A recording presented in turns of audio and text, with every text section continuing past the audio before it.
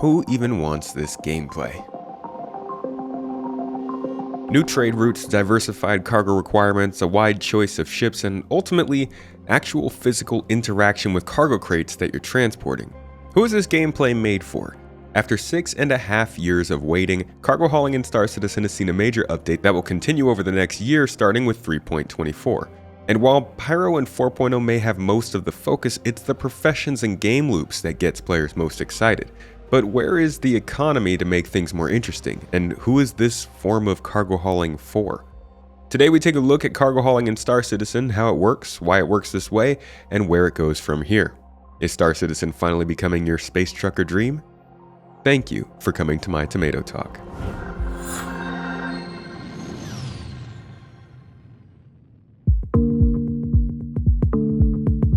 What is it that people are getting into cargo hauling for? I posed this poll to the community earlier last week, and a lot of the answers centered around variability.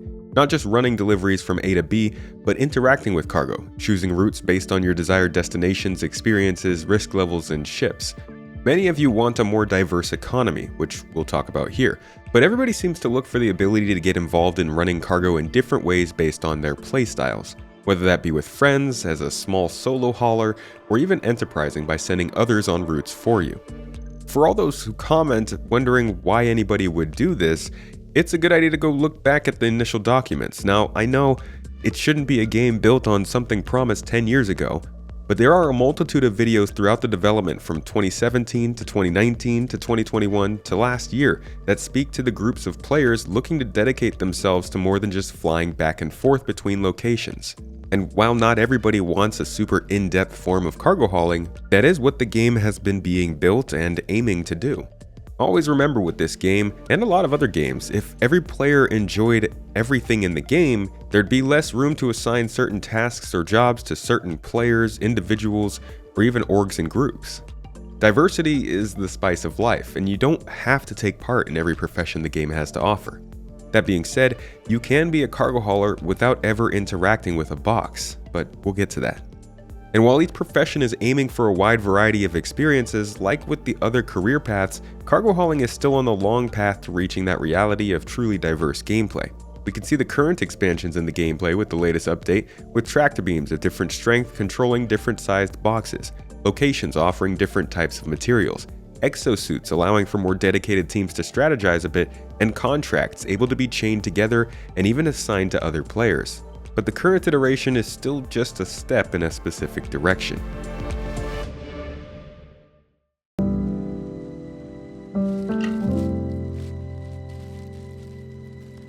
Cargo hauling contracts allow you to sign up as a transportation and cargo management purveyor. With these contracts, you'll have a multitude of choices which are currently not incredibly easy to navigate. Without a contract filter in the mission management app or a method of choosing missions and tasks straight from the star map, it can be very hard to plan your routes for multiple contracts, but that doesn't stop most of us from chaining missions together with multiple drop-offs and pickups, which can be pretty pleasing. It can add a lot of variety and strategy to your average cargo hauling day and make the profession a bit more thoughtful as you get used to the mechanics. But I suggest starting out with simple missions. You'll have the option of running single point A to point B contracts from space station to space station. But there are also space station to ground outpost, city, and distribution centers, as well as the opposite of all those formats. Multi-drop-off and multi-pickup locations are available too. All of this diversity in location is again meant to highlight the ships you are using. Want to go planet side? Well, after control surfaces become a reality, you'll likely want to stick to ships with VTOL thrusters. Prefer getting in and out of locations quickly? Ships with exterior stored cargo will make the loading and unloading process much faster, though it may make your cargo easier to pirate. And this particular benefit of quick loading is emphasized primarily by the existence of manual cargo loading. If everything was immediate as soon as you hit a button, the benefit of earning these ships wouldn't really matter as much. Besides that though, maybe you're sticking to just smaller missions, in which case taking a medium-sized ship like the Spirit C1 or the Cutlass Black can keep your signature lower than a mass hauler like the C2 or Caterpillar, giving you the ability to slip in and out of more dangerous locations without getting spotted. Really, you have a lot of things to consider as you progress through your career, depending on what you want to transport and where you want to take it. And this doesn't take into account the differing cargo we will start to see in the coming years. Livestock will be a possible cargo commodity, calling for consideration of the life support system. Temperature-sensitive cargo will do the same. Flammable cargo, fragile cargo, cargo of significant size and weight, all of these things will be possible variables in the contracts you take on. Then we haven't even started talking about the economy, new star systems, risk versus reward, and supply chains that will give you even more valuables to play with, but we'll get to that. Now you could ignore all of this and continue on with simple, straightforward cargo contracts. The best part of these contracts is that you don't have to invest any of your own money into the haul. So if you crash, drop out, or have to quit, no money lost on your part, no skin off your back. You also can complete these contracts partially, or even hire other pilots to help carry some of it out for you. The shareable nature of the contracts means these can be group activities for you, or even contracts you can hand out to friends to run while you do something else, though that system is a bit finicky at the moment, like most of the game. These last points are the main difference between these cargo hauling contracts and the commodity trading we will talk about shortly. Then there's the reputation you earn running cargo missions. Throughout your time in the game, the main progression will be through reputation. Up until 3.24, that only counted for bounty hunting, FPS missions, salvage, and racing. Bringing cargo into the fold means the game can now support progression through the contracts you have available to you. Which companies or government entities will work with you, what kind of in-game rewards you can receive as you climb the ranks, and how much you get paid for your work. Now with this first iteration, there's really not that much change in those aspects, and as of now, cargo missions don't really pay a ton if you're just taking routes in safe space to simple locations. And even more advanced missions are arguably not providing enough reward, but the potential is now there for more actual progression in the career path.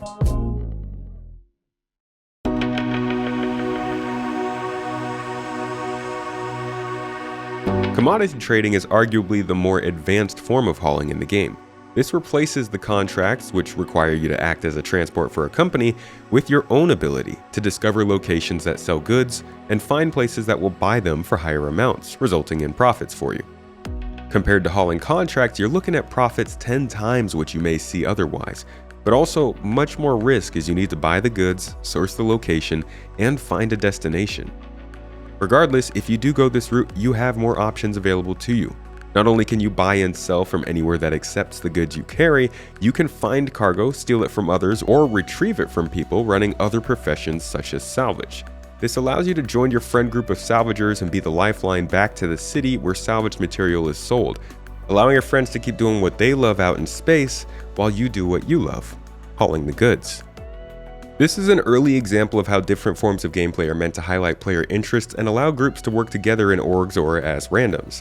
And if you're looking for a group to take part in industrial gameplay with, my own organization, the Garda Interstellar Initiative, which is basically like a guild in this game, is always looking for new members to join and play in our weekly events. The link is down below if you're interested. With commodity trading, you are also able to determine the box sizes you want to transport as well. This is a pretty powerful ability as ships have different sized cargo bays, and you can become extremely efficient at filling certain ships if you really know it inside and out. Auto-loading of cargo is also an option at major locations that have the proper facilities. This means you don't have to do any of that manual cargo manipulation if you don't want to. Just buy the goods, have them loaded, fly them to a major facility with the proper services, and have them offloaded. You'll likely miss out on a lot of potential routes, but you get to avoid the more in-depth gameplay, enjoy the life of a cargo hauler, and never have to manually move around a box if you aren't into that.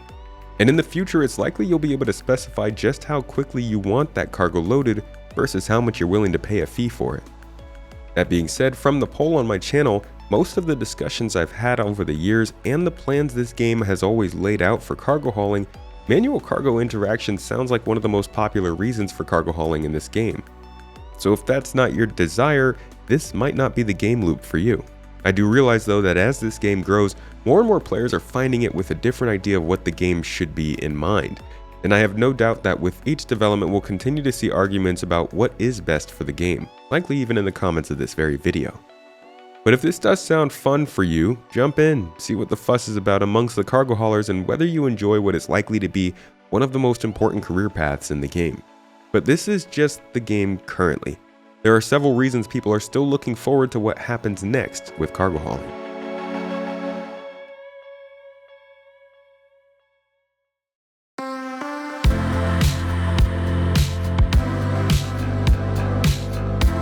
The biggest thing to mention here is the economy. Star Citizen's economy is still in the works, like everything else. We've seen the demonstrations of Quantum, its ability to determine buyers, sellers, and producers in the game and simulate the commerce between them based on materials, goods, supply, and demand.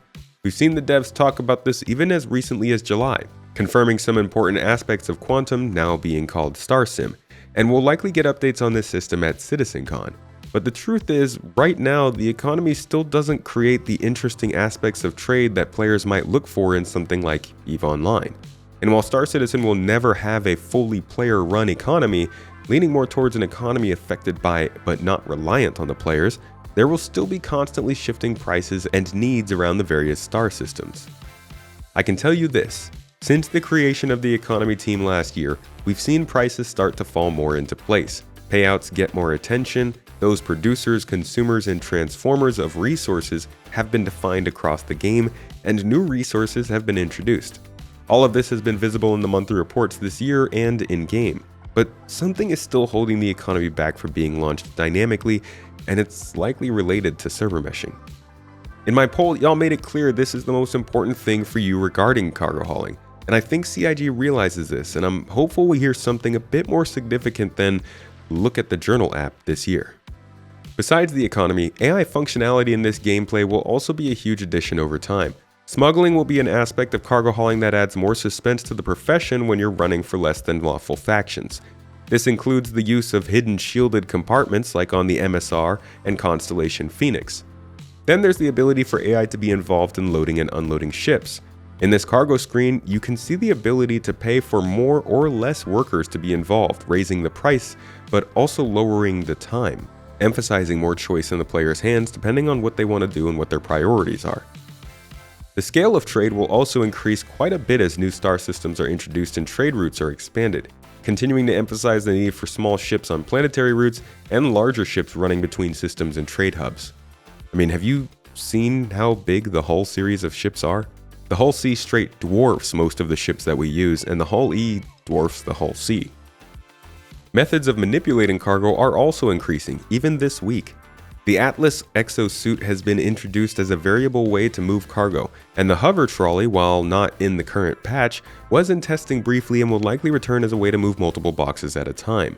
Both of these options, and likely more to come, provide players with additional ways to strategize in cargo movement, but will require you to give up space on your ship or in your hangar, or require maintenance to keep them running that some players simply don't have the time for. As with most parts of the game, these additional tools will come with some trade-offs. And it has been confirmed recently that while autoloading is limited at the moment, in the future, whether cargo hauling or commodity trading, players will be able to go their whole cargo career without ever dealing with the boxes themselves, or even the items they're buying in locations. So for those who find the manual cargo manipulation abhorrent, you'll just need to spend some credits to get somebody else to do it for you. And so a full auto loading experience is a feature that we're currently looking at, as far as making it to where you can just have whole sets of stuff. If you just don't want to touch the freight elevator, right? You just don't like it. That's fine. We're looking at having an experience for you to where you can say okay, I want this arrangement of stuff, and as long as it fits into the cargo grids on the ship, then it'll move them around. And of course there'll be a small fee associated with it, instead of just solving it specifically for mission items. It's something that you can do more generally. And then also, we talked about small vehicles, right? Ground vehicles, getting those into your ship. Well, that would be a solution. Then there are the containers. Most cargo containers are the same at the moment, but as mission variety expands, so will the selection of goods to transport. Corrosive materials, temperature-sensitive items, and other types of hazardous cargo will complicate your routes, the way you need to fly while you're in atmosphere, and what ship you should be using for the job. Something that's distinctly missing from the current gameplay is a focus on cargo value too. Rather than continuing to progress through the profession just to earn larger cargo hauls, there does need to be an emphasis on the benefits of smaller ships hauling more valuable and concentrated goods. This would give smaller cap cargo haulers a way to stay in the profits game and experience a different type of gameplay than just bulk shipping a bunch of waste or iron. Finally, once the ownership system in this game is working better, There will be nothing stopping you from buying commodities or taking contracts and assigning tasks to other players who can then run the cargo for you. Yes, this is also kind of an option, but as I said, it's a bit finicky. The ability to assign missions to other players was actually just confirmed last month in Star Citizen Live, and is a crucial part of running a business or a corporation in-game to make money while you pay others for the busy work. Like with many things in Star Citizen, there are still many aspects of cargo hauling to come, diversifying the experience and adding more to the gameplay. But what we have seen with the cargo update, aside from bugs, has brought a lot of gameplay back to a profession that had all but died over the years. The next priority is now to add some rhyme and reason to the profession and apply some level of shifting supply and demand to the universe, ultimately building out the cargo hauling experience that they've been telling players they'd be getting for years.